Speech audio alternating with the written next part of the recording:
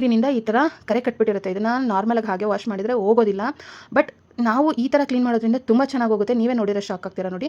ನಾನು ಕೂಡ ಅಷ್ಟೇ ಆರ್ಪಿಕನ್ನು ಸಾಮಾನ್ಯವಾಗಿ ಟಾಯ್ಲೆಟ್ ಕ್ಲೀನ್ ಮಾಡೋದಕ್ಕೆ ಅಂತೇಳಿ ಬಳಸ್ತಾರೆ. ಬಟ್ ಆದರೆ ನೋಡಿ ನಾನಿಲ್ಲಿ ಸ್ವಲ್ಪ ಬಿಸಿ ನೀರನ್ನು ಹಾಕ್ಕೊಂಡು ನಂತರ ಆರ್ಪಿಕನ್ನೇ ಹಾಕಿದ್ದೀನಿ. ಆರ್ಪಿಕನ್ನು ಹಾಕಿ ನಂತರ ಒಂದು ಬ್ರಷನ್ನು ತೊಗೊಂಡು ಈ ರೀತಿ ಉಜ್ತಾ ಇದ್ದೀನಿ. ಸೊ ಮೊದಲನೇ ಬಾರಿ ಈ ಥರ ಕ್ಲೀನಾಗಿ ಉಜ್ಜಿಬಿಟ್ಟು ಈಗ ನೋಡಿ ಯಾವ ಥರ ಇದೆ ನೀವು ಇಲ್ಲಿ ಅಂತ ಮೊದಲು ನೋಡ್ಕೊಳ್ಳಿ.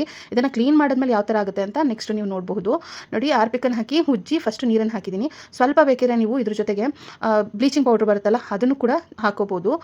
ಇಲ್ಲ ಅಂತಂದರೆ ಆರ್ಪಿಕನ್ನು ಹಾಕಿ ಉಜ್ಕೋಬೋದು. ಸೊ ಎರಡನೇ ಬಾರಿ ಹಾರ್ಪಿಕನ್ನು ಹಾಕಿ ಇದು ಸೆಕೆಂಡ್ ಟೈಮ್ ನಾನು ಹಾರ್ಪಿಕನ್ನು ಹಾಕಿ ಉಜ್ತಾ ಇದ್ದೀನಿ. ಸೊ ಫಸ್ಟು ಒಂದು ಸಲ ಹಾಕಿ ವಾಶ್ ಮಾಡಿದ್ಮೇಲೆ ಎಷ್ಟು ಕ್ಲೀನಾಗಿದೆ, ಇವಾಗ ಸೆಕೆಂಡ್ ಟೈಮ್ ಹಾಕಿ ನಾನು ನೋಡಿ ಉಜ್ಜಿ ಕ್ಲೀನ್ ಮಾಡಿ ತೋರಿಸ್ತೀನಿ ನಿಮಗೆ. ಸೊ ಎಲ್ಲೆಲ್ಲಿ ಇದನ್ನು ಹಾಕಿ ಕ್ಲೀನಾಗಿ ಉಜ್ಕೊಳ್ತೀವಿ ನೋಡಿ ಅಲ್ಲಿ ಅಷ್ಟು ಚೆನ್ನಾಗಿ ಇದು ಕ್ಲೀನ್ ಆಗುತ್ತೆ.